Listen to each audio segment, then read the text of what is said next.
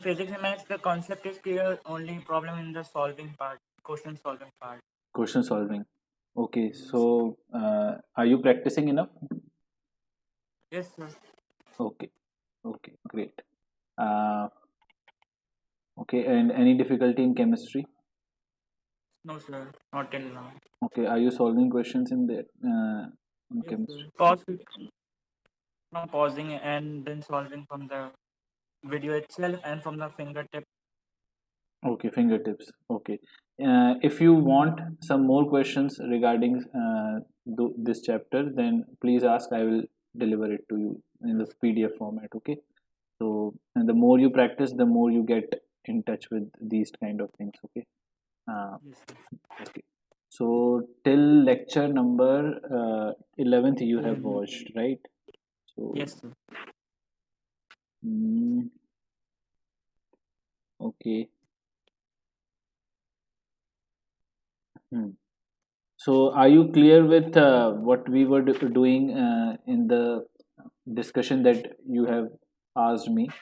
Uh, is it clear to all of? Is it clear to you? Yes, sir. Okay. Yes, So, sir. what was that? What was that about? What was your Sir, doubt, it and was the how it gets solved? yes, sir. Tell me.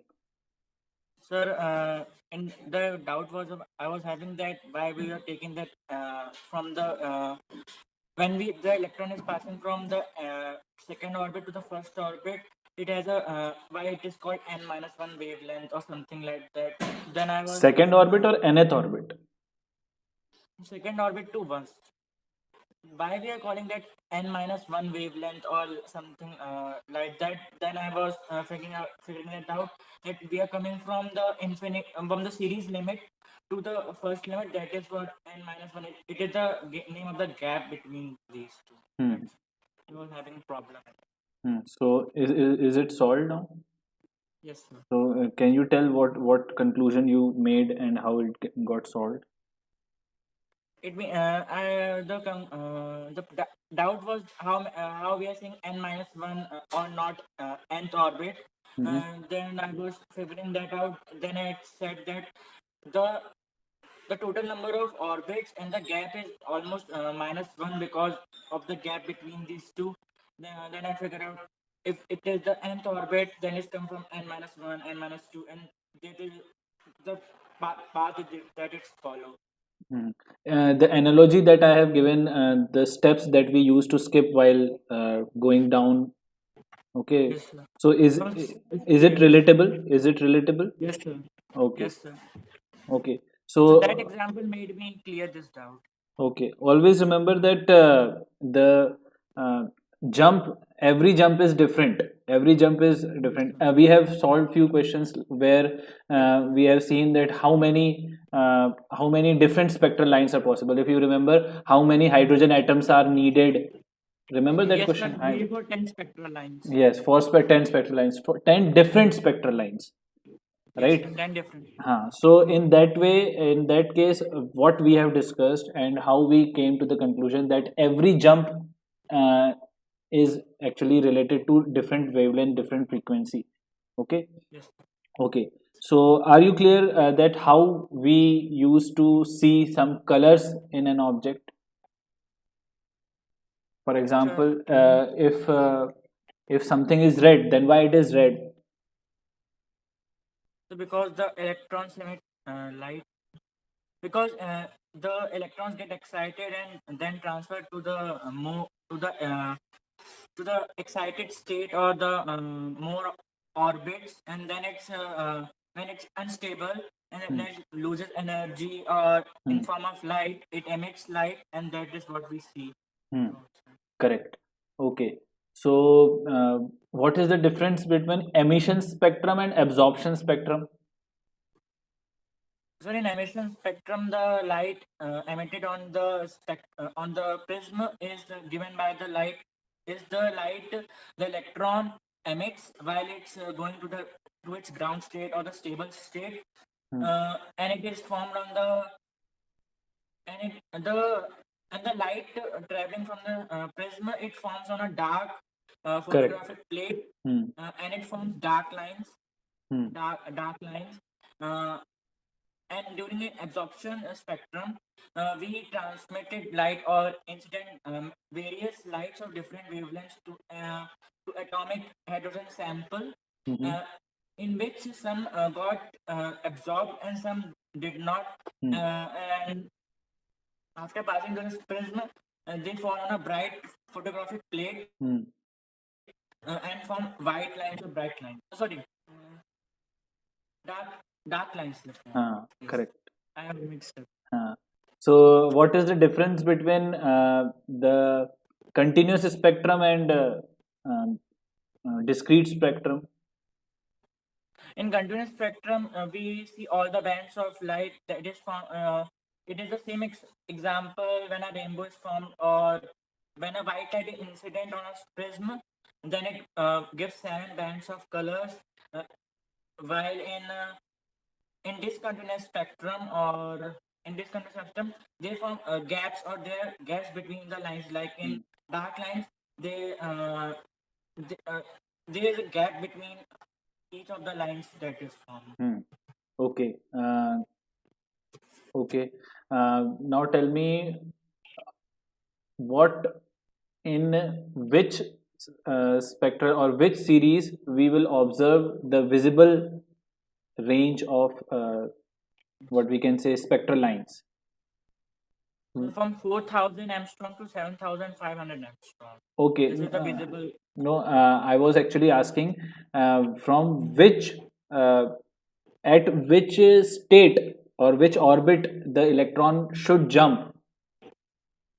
So from third in the Balmer series, this action happens on the first 4 spectral lines when it comes from 3 to 2, 4 to 2, 5 to 2, and 6 to 2. These are the Okay. first 4 lines. First 4 lines of Balmer series. Balmer Okay. series. Balmer In series. hydrogen. Balmer series implies what is the final state, final orbit for the electron? So Destination electron. Destination orbit of the electron. second orbit. Second orbit. And what about Lyman? So first orbit. First orbit. And what is the frequency related to which of which So in Lyman series, spectrum? all the spectral lines lie in UV Uh-huh. wavelength. And what And about in Balmer series, Paschen and greater Paschen and the greater wavelengths spectral lines lie in infrared radiation. infrared radiations? Okay, okay. So, what is Rydberg's constant? So Rydberg's constant is minus 13.6 by. So it is used in wave number, Mm-hmm. and then so it is.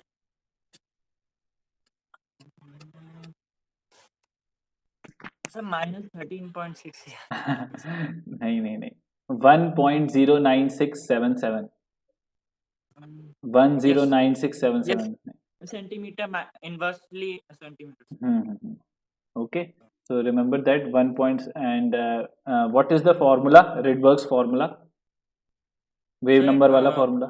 wave number 1 upon wavelength is 1 upon nahi, 1 upon wavelength is equals to Rydberg's constant z square into z square bracket 1 upon n1 square minus 1 upon n2 square. What is n1 and n2?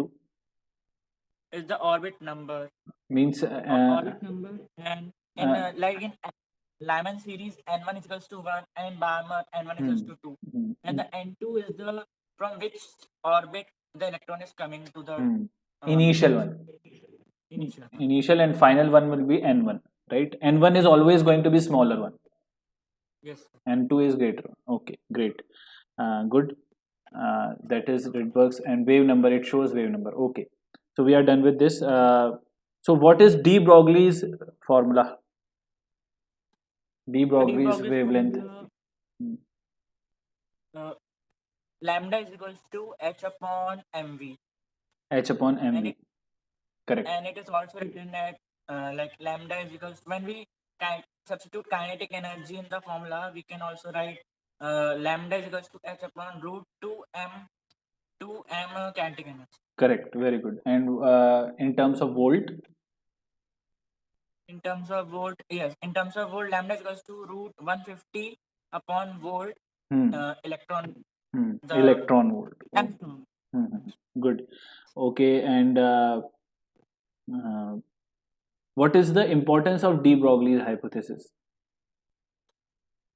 De Broglie states that an electron also contain a particle nature and a wave nature, and it is later founded by the other scientists that the statement that he used was initially correct, and they also used this formula and it experimentally, and they found that it is also satisfying the need or giving us the answer. Correct. And what is Heisenberg's uncertainty principle? Uh, it states that if we go and if we try to find the position of the electron, we won't be able to find its velocity, momentum, and if we go to find its momentum or velocity, we won't be able to find its position. Okay. Because it is currently moving in the orbital region. It is currently moving in the orbital region. So, why is it not for any macroscopic particle, and why is it only valid for microscopic things? So it is only for the microscopic and not for macroscopic because of the insignificant or the because there are because in the form of molecules and on top of that that atom also contains more than one electron, and it also consists of electrostatic and centrifugal and centripetal forces, and it also Okay. gives the Uh, difference. okay. Have you remembered? Do you remember that question, that a ball we have considered, and then why we cannot observe ball moving in a wave form? Yes, sir. What is the reason behind that? So because the wave is almost in the very small quantity, and we cannot see it from the naked eyes. Or and in another example, like in electron, why is electron is not in a nucleus? Because if the speed, the electron, or the difference between of the speed is way higher than the speed of light, and that is uh, not possible. Impossible. And this shows that in macroscopic organisms or microscopic things, it also extends in a wave, but it is not seen by the naked eye. Okay so So it is very very small. हाँ, तुमने अभी क्या किया, तुमने बहुत सारे concept को एक साथ मिला दिया है।